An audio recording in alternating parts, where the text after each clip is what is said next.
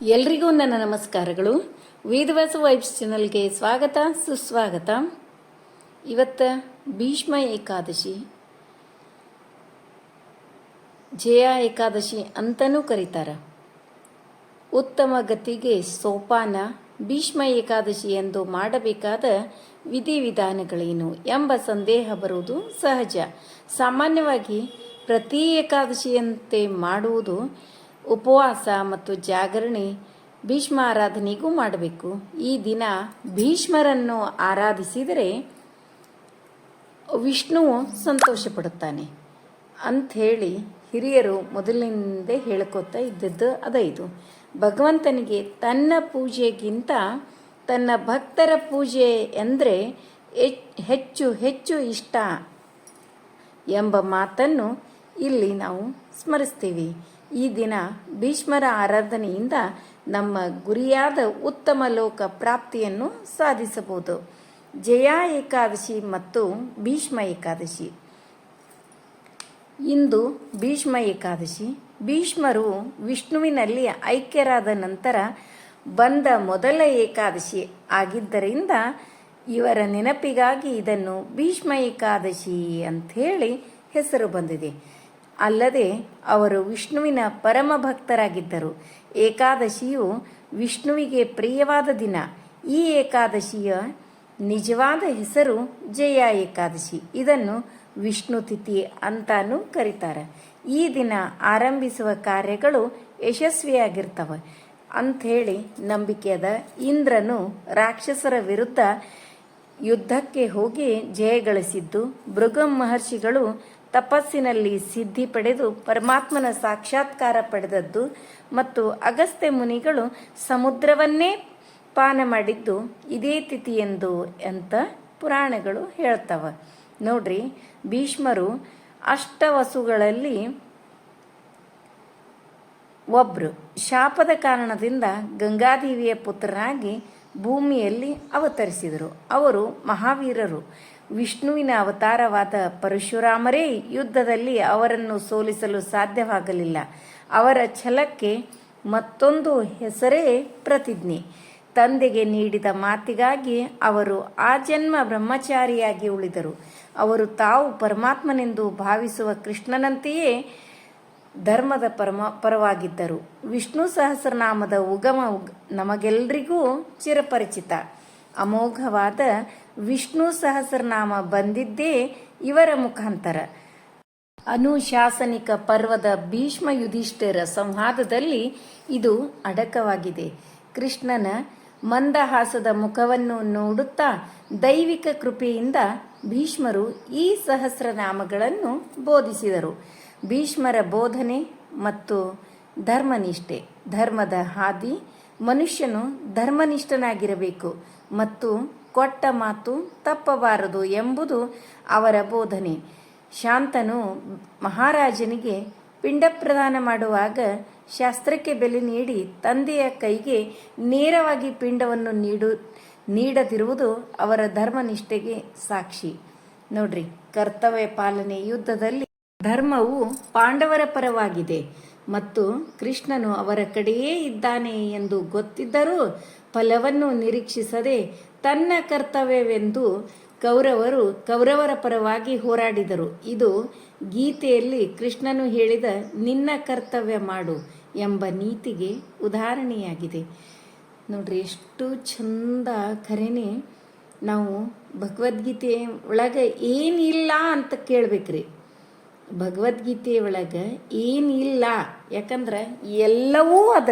ಭಗವದ್ಗೀತೆ ಎಂಥ ಮನುಷ್ಯನನ್ನು ನಾವು ಎಂಥ ಕೆಟ್ಟ ಚಟಕ್ಕೆ ಬಿದ್ದ ಮನುಷ್ಯನನ್ನು ಹಾದಿ ಒಳಗೆ ತರಲಿಕ್ಕೆ ಎಷ್ಟು ಗುರುಗಳು ಹೇಳಿ, ಯಾರು ಬೇಕಾದವರು ಹೇಳಿ, ಅವರಿಗೆ ಕಲಿಸಿದ ಗುರುಗಳು ಹೇಳಿ ಅಂದರೂ ಅವರು ಸುಧಾರಿಸ್ತಿರಂಗಿಲ್ಲ. ಅಂಥವರು ಈ ಭಗವದ್ಗೀತೆಯನ್ನು ಓದಿದ್ರೆ ಸಾಕು, ಅವ್ರ ಲೈಫ್ ಸ್ಟೈಲೇ ಚೇಂಜ್ ಮಾಡುವಂಥ ಶಕ್ತಿ ಭಗವದ್ಗೀತೆಕ್ಕದ. ಎಷ್ಟು ಅದರೊಳಗದ ಅಂದ್ರೆ, ಒಂದು ಮಾನವ ಆದಮೇಲೆ ಭಗವದ್ಗೀತೆಯನ್ನು ತಿಳ್ಕೊಳ್ಬೇಕು, ಭಗವದ್ಗೀತೆಯನ್ನು ಕೇಳಬೇಕು. ಯಾಕಂದ್ರೆ ಅದರಿಂದ ನಾವು ಕಲಿಯುವುದು ಸಾಕಷ್ಟು ಅದ. ನೋಡ್ರಿ, ಮೊನ್ನೆ ಯಾರೋ ಯಂತ್ರೋದ್ಧಾರಕ ರಂಗೋಲಿ ಮತ್ತೊಂದು ಸರಿ ಹಾಕಿ ತೋರಿಸ್ರಿ ಅಂಥೇಳಿ ಕಮೆಂಟ್ ಹಾಕಿದ್ರಿ. ಇವತ್ತು ಹೆಂಗೂ ನಾನು ದಿನನಿತ್ಯ ಹಾಕಿದ್ದೀನಿ, ಆದರೆ ಇವತ್ತಿನದ ಏಕಾದಶಿ ರಂಗೋಲಿಗಳನ್ನು ಒಂಚೂರು ಚೂರು ತೋರಿಸ್ಕೋತ ಹಾಕಿಬಿಟ್ರೆ ನೀವು ಕೂಡ ಕೇಳ್ತಿರ್ತಿರಲ್ಲ ಒಬ್ಬೊಬ್ಬರು, ಅದಕ್ಕೆ ನೋಡ್ತೀರಿ ಅಂಥೇಳಿ ಏಕಾದಶಿ ರಂಗೋಲಿ ಹಾಕೋತ ವಿಡಿಯೋನು ಮಾಡ್ಯದ ನೋಡ್ರಿ. ಹಾಗೆ ಇವತ್ತು ಗುರುವಾರ ಭಾಳ ವಿಶೇಷ ಅಂತಂದರೆ ಏನು, ಏಕಾದಶಿನೇ ಮೊದಲ ವಿಶೇಷ ಇರ್ತದ್ರಿ. 15 ದಿವಸಕ್ಕೊಂದು ಸಾರಿ ಬರುವ ಏಕಾದಶಿ ಭಾಳ ಅಂದ್ರೆ ಭಾಳ ಫಲವನ್ನು ಕೊಡ್ತಾವೆ. ಅದಕ್ಕೆ ನಾ ಹೇಳೋದು ಒಂದು, ನಮ್ಮ ಕಡೆ ಸಾಧ್ಯವಾದ್ರೆ ಯಾವುದೇ ನಿಮಗೆ ಸೈಡ್ ಏನಂತಾರೆ BP ಶುಗರು ಅಂಥವು ಏನೂ ಇಲ್ಲ ಅಂದ್ರೆ ಏಕಾದಶಿ ನೀರೂ ಕುಡಿಲಾರ್ದ ಏಕಾದಶಿ ಮಾಡಿರಿ, ಖಟ್ಟ ಏಕಾದಶಿ ಮಾಡಿರಿ, ಭಾಳ ಫಲವನ್ನು ಕೊಡ್ತದೆ. ನಾವು ಮಾಡಿದ ಪಾಪಗಳಿಗೆ ನಮಗೆ ಪ್ರಾಯಶ್ಚಿತ ಒಂದು ಹಂಗೆ ನೋಡ್ಲಿಕ್ಕತ್ರ ಇದು ಒಂದು 15 ದಿವಸಕ್ಕೊಂದು ಬರೋ ಏಕಾದಶಿ ಭಾಳ ಅಂದ್ರೆ ಭಾಳ ರೀ. ಅದರಿಂದ ನಾವು ಎಷ್ಟೋ ಚೇಂಜಸ್ ಆಗ್ತೀವಿ. ನಾವು ಕೂಡ ಮನೆಯೊಳಗೆ ಎಲ್ಲರೂ ಮಾಡ್ತೀವಿ. ಒಂದು ಹನಿ ನೀರನ್ನೂ ಕುಡಿಯೋಂಗಿಲ್ಲ,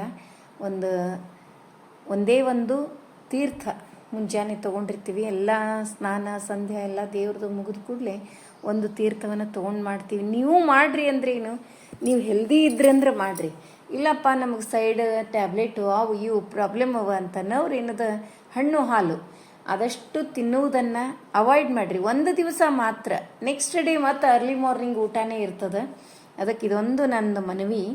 ಈಗ ನೋಡ್ರಿ, ಮತ್ತು ಇವತ್ತು ಗುರುವಾರ ವಿಶೇಷ, ಅದರಲ್ಲೂ ಹೇಳಿದ್ನೆಲ್ಲ ಗುರುವಾರ ದಿವಸ ಬಂದದ. ಅದಕ್ಕೇನದ ಒಂದು ರಾಯರ ನಾಮಸ್ಮರಣೆ ಮಾಡ್ಕೋತ ರಂಗೋಲಿ ಸೇವೆಯನ್ನು ಮಾಡೋಣ್ರಿ.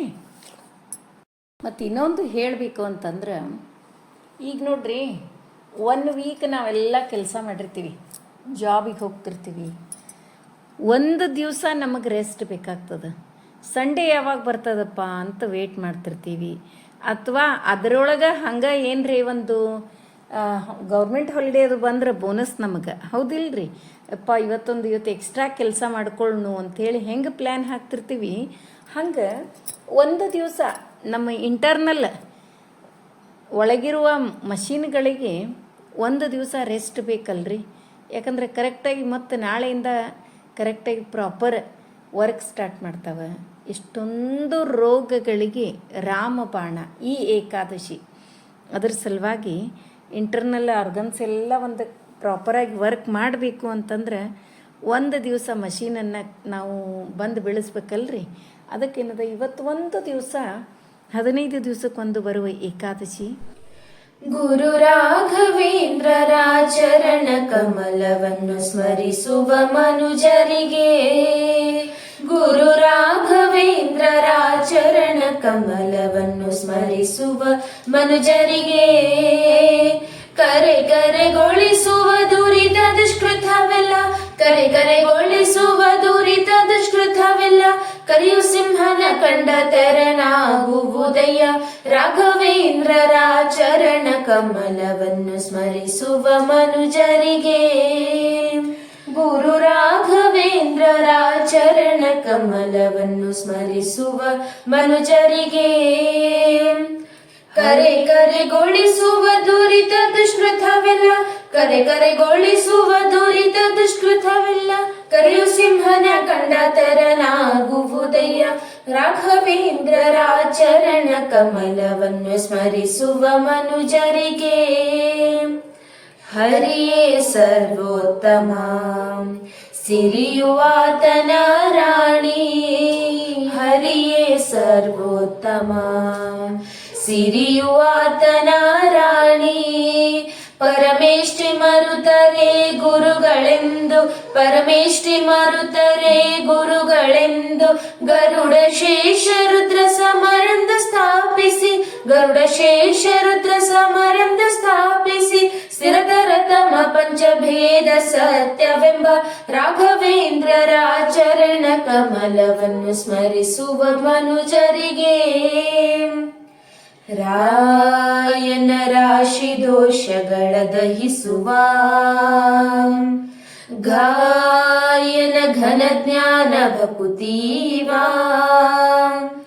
ವೇಮ್ಯನ ವೇಗದಿ ಜನನ ಮರಣ ದೂರ, ದ್ರಾಯನ ದ್ರವಿಣಾಥ ಶ್ರುತಿಪಾದ್ಯನ ಕಾಂಬ ಗುರು ರಾಘವೇಂದ್ರರ ಚರಣ ಕಮಲವನ್ನು ಸ್ಮರಿಸುವ ಮನುಜರಿಗೆ ಗುರು ರಾಘವೇಂದ್ರರ ಚರಣ ಕಮಲವನ್ನು ಸ್ಮರಿಸುವ ಮನುಜರಿಗೆ ಅಂಧಕರಿಗೆ ಚಕ್ಷುವಂದ್ಯರಿಗೆ ಸುತರು ಬಂದವರಿಗೆ ಭೀಷ್ಟವ ಕೊಡುತ್ತಾ ಅಂಧಕರಿಗೆ ಚಕ್ಷುವಂದ್ಯರಿಗೆ ಸುತರು ಬಂದವರಿಗೆ ಭೀಷ್ಟವ ಕೊಡುತ್ತಾ 100 ವತ್ಸರ ವೃಂದಾವನದಲ್ಲಿ 100 ವತ್ಸರ ವೃಂದಾವನದಲ್ಲಿ ಚೆನ್ನಾಗಿ ನಿಂತು ಮೆರೆವ ಕೃಪಾ ಸಿಂಧು ರಾಘವೇಂದ್ರರ ಚರಣ ಕಮಲವನ್ನು ಸ್ಮರಿಸುವ ಮನುಜರಿಗೆ ದೇವಾಂಶರಾಗಿ ತುಂಗಾ ತೀರದಿ ನಿಂತು ದೇವಾಂಶರಾಗಿ ತುಂಗಾ ತೀರದಿ ನಿಂತು ಸೇವೆ ಭೂಸುರರಿಂದ ಬಹುಕೊಳ್ಳುತ್ತಾ ಸೇವೆ ಭೂಸುರರಿಂದ ಬಹುಕೊಳ್ಳುತ್ತಾ ಭಾವಜನಯ್ಯ ಗೋಪಾಲ ವಿಠಲನ ಭಾವಜನಯ್ಯ ಗೋಪಾಲ ವಿಠಲನ